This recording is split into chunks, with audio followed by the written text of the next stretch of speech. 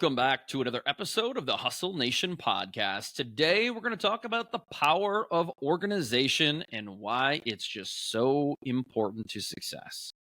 So, Dustin, you and I talk a lot about this. We really believe that organization is one of the most critical components to success.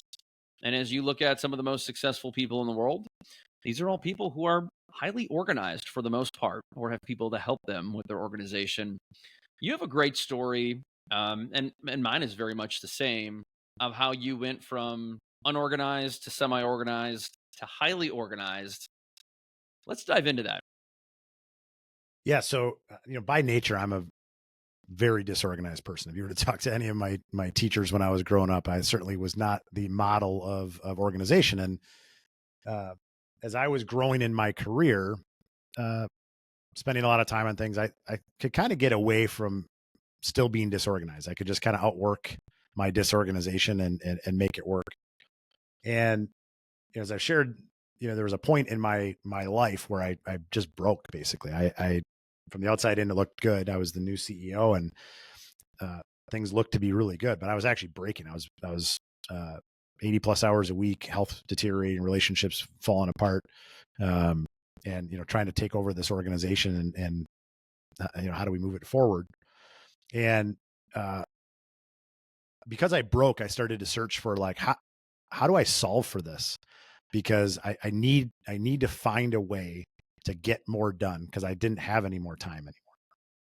And so I went on a kind of a quest to try to find the answer. And so I started with kind of the cheap way, right? I went on the Apple store, the App Store, and tried to find like all the productivity apps and all that sort of stuff, and which ones I could do, and downloaded a bunch of them. Was going to try a bunch of them and all that sort of stuff.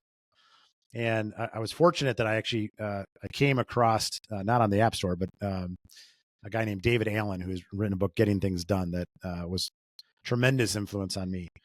And what he really talks about is, what really is organization, and how our brains by nature are disorganized. And so what he talks about is, if you've ever been in a call it a Zen state, right, where people will call it the flow or whatever, where you're able to just tackle stuff and nail it. Well, the reason you're able to do that is because you're uniquely positioned mentally and physically and with the right information to tackle exactly what it is you're trying to tackle. And that's why it feels so easy. But our brains are typically not set up this way. So if you think about, like, if you have any kids, right, and your kids have batteries that they need for their toys, when do you think about when you need new batteries for the toys? You think about it when you're staring over to the toy with a broken battery. You don't think about it as you just walk past the aisle of batteries in the store 2 hours earlier. And it's because our brains don't think of it that way. And a great way that he really shared about it is, just think about everything in your brain that you're thinking about right now, that it is at least the second time you've thought about it. And if it's at least the second time you've thought about it, it means that you don't have a process to actually take action on the thoughts that you have and the inputs that you have. And that every single one of those is a wasted action. And when you talk to people about that, they're like, oh my God, I think about this thing 17 times a day, every day, but I still don't do it. And it's like, the reason you keep thinking about it is because it's an open loop. It's an open loop that you haven't taken action on. And you're supposed to do it, but you might not know how to do it. You might not know what the clear next step is, but there's something that's preventing you from taking that action, or it may not be in a process to which you organize. And so, I kind of went down this path and I'm kind of a techie person. So I really thought about, all right, I'm going to do this all technologically, and it failed miserably. And I realize now why that was, but I didn't realize it at the time. And because really there's a lot of science to the fact of handwriting things down. Actually, there's scientific fact that it imprints in your brain differently, because you're actually using the physical state. You're having to think about it. You're having to think about what you're going to write, and you actually have to write it. And so that physical state of actually writing something down helped a lot. And so at this stage, I was trying to grow the business, and I had, like, as an example, I had a prospect list that I had digitally forever. But once I had to write that down on a daily basis, all of a sudden I was able to do it more, because it was even more hardwired into my brain. And so then how does this kind of fit into organization? Well, if you have an organizational process that allows you to take all of the inputs, because we all have more inputs coming at us than we could possibly handle. That can come from just your brain, things you're thinking about. It can come from your email. It can come from text messages, come from calls. It can come from a coworker, come from a spouse, come from a friend, come from TV, online, social media, wherever, right? Like inputs come from everywhere. But if we don't have a way to capture them, identify what do we need to do with them, and then where do we go from there, we're never going to get out of the loop. And so to me, that was kind of the revelation of like, okay, so now how do I build that process? And so then from that, I knew I needed to build it into a written process that I could tackle every day, which ultimately kind of led us down to our planner. Yeah, I think about this a lot because I've come a long way in my organizational skills as well. And it seems to me when I talk about it, much like reading, people resist organization. And I'm just curious, what are the easy ways people can ease into this? And maybe it's helpful to talk about the benefits first, because I feel like if people really knew how being organized, not just physically, but also mentally, can benefit their life, I think more people would be willing to do it. So the easiest way in my mind, and obviously we have our hustle planner, which we'll talk here a little bit about. Whether to use the hustle planner or a different planner, it's obviously your choice. There are plenty of good planners out there. The hustle planner was designed for a very specific reason, but one of the things that we've seen is one of the easiest steps is if you start by having a planner and writing in it just every day.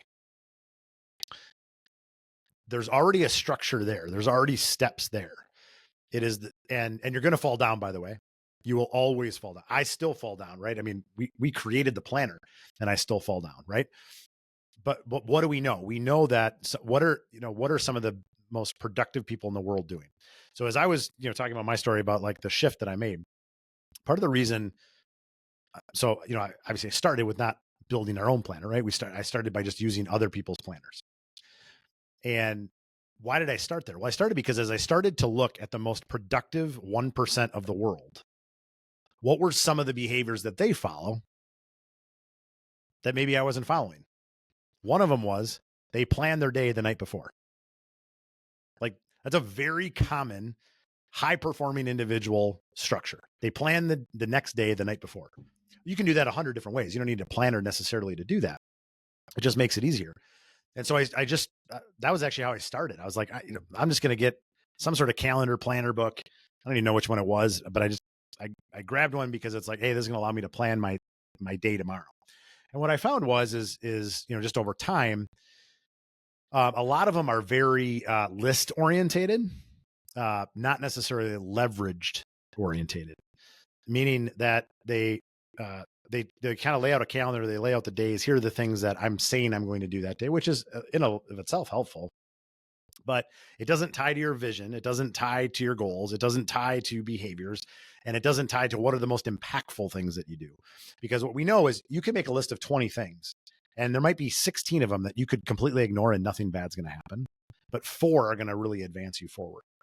And so it's to me, that's been the value of and then you also have the benefit of organization. So what happens when you have a list of stuff? Because we all have a list of stuff to do. Well, if you haven't prioritized it, then you're not doing your most leveraged work. And 2, if you don't have it in a system that you can go back to, you're going to have to keep rethinking about these things. And you're going to miss stuff, or 2, you're going to have to basically re-identify that thing, right? Which is just going to create that wasted space. Versus if you can kind of free your mind to say, I'm clear of all that junk. I know exactly what I need to do today. I've taken the few minutes the night before to actually think about what would make tomorrow a successful day. Write it down so it's imprinted in my brain. And then, by the way, if you've done this before, you'll know by the morning, you will forget what you wrote down. You will absolutely forget what you wrote down. Yeah. But the beauty is now your day becomes so freaking easy because you've already committed to it. You've laid it out. You've scheduled it out. You know exactly what your clear next steps are. You know exactly what you need to do. And so you don't need to rethink about it in the morning, because that's what most people screw up is they plan for their day the morning of. one, the reason high performing people don't do this, you're already starting the day late. Two, you're usually your brain isn't programmed right to capture all the open loops because you're just kind of getting the engine rolling. The end of the day is a great time to catch all those open loops because that's usually when, I mean, this is why people a lot of times can't sleep because their mind is racing. Why is their mind racing? Because they have all the open loops. You have an organization process where you can capture all those open loops. You can sleep, you can relax because you know it's going to be there in a trusted system the next morning. Justin, you bring up something that comes to mind quite a bit. I used to think when I first got married, I was a pretty forgetful person. And it turns out I just had a lot of open loops. And this is before the daily planner stuff. And I used to tell my wife, if it's out of sight, it's out of mind. That was kind of like an excuse I had. And so I got good at writing things down. I got good at putting things in a journal or a planner over time. And I realized one time, like, I don't want to be forgetful. I don't want to be that guy. And I feel like that's just bullshit for not having priorities. And turns out it was right. And I think about the benefits now. So if you're listening to this, you're like, oh, daily planner, that's an old way of doing things. It's actually not, because there are, as you mentioned, many benefits and many reasons why using your iOS or Google Calendar isn't good enough, right? It can't do what a daily planner can do.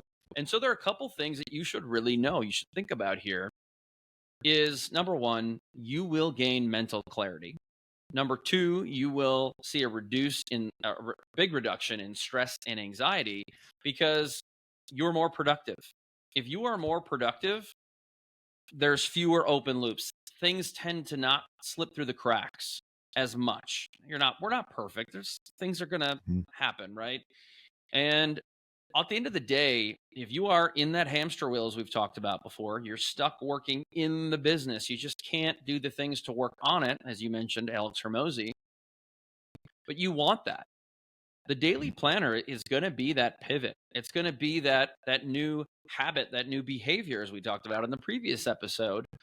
And it's really just a tool. It's just a very simple tool that at the end of the day, much like reading, it only takes a few minutes a day. It really does. And it's so small, you can fit it in any bag.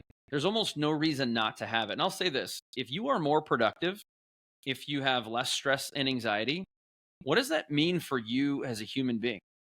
Do you think you're going to come home and be your best self? Bring your best self home to your spouse and to your kids? Yes. Do you think when you pick up the phone, when your mom calls, your brother calls, that you're going to be your best self? Yes, because you're in a better place physically and mentally. And guess what? If you're that one next thing for you is, I got to get back in shape. I want to run a 10K or a half marathon. Do you think you're going to be in a better place mentally to go do that? Yeah, you're going to make the damn time because you're feeling good about being Mr. or Miss Productive. And you're going to say, you know what? I'm going to commit to that. It's really not that big of a deal. Your mindset is going to shift. And I think you'll look back and say, a daily planner did that? That's right. A daily planner did that. There's the old adage that people say, a minute of planning saves 10 minutes of work, which I think is way understated, by the way. Because to your point, when I look at the time, energy, and effort that I've saved in to your point, when you first do it, it maybe takes 10 minutes. But then as you get rolling, it doesn't even, it rarely takes me 10 minutes from night to night to plan out the next day, because it just becomes so clear because everything is aligned and everything is structured. And again, that doesn't mean that there's not a grenade that gets thrown into my day from time to time. But the beauty is because it's organized, all it's doing is moving little things, and it's moving it maybe in the afternoon or maybe a day or maybe 2 days later. Nobody even noticed. I'm the only one that notices, right? Versus when you lack that organizational process, you don't even, maybe you're missing it. Maybe you're rethinking of it 17 times, or maybe you didn't even know you missed it. Yeah. The last point I want to make is I've also heard a few people say to me, well, Chris, I'm organized enough. I am organized. And there's a case to be made for that. And you might be successful. You might even be as successful as you want to be. But we all know that if we do things correctly, if we try to optimize our life or our career, that there's always room for optimization. And so, wherever you are, if you're saying, I'm organized enough, and you're not using a planner, you're not using a tool like we've mentioned, I still think that there's room for optimization with your mindset. There's room for optimization in your life in a wide variety of ways. And there's just not a lot of people using a true daily planner. There's not a lot of people who are prioritizing their goals and their habits, or crafting new goals and habits to get to where they want to go. And this is, to me, it's been my vehicle for success. I know it's been your vehicle. And sometimes you just have to find the right daily planner out there. Ours may or may not be the right one, but I think that if any of this resonates with you, you can find a copy of the Hustle Daily Planner on Amazon. We will link that in the show notes below. If you're interested and maybe you're just catching this episode and you're like, what is that 2020 vision guide? There are plenty of links below in the show notes to go get that. I would recommend doing that first, because the Hustle Daily Planner is a way to actually bring that to life. It's the vehicle to help you get from point A to point B. And hopefully for you, there's a point C and D and so on beyond that. So thanks so much. Thanks for tuning in to another episode. We appreciate the ears. Until next time, peace.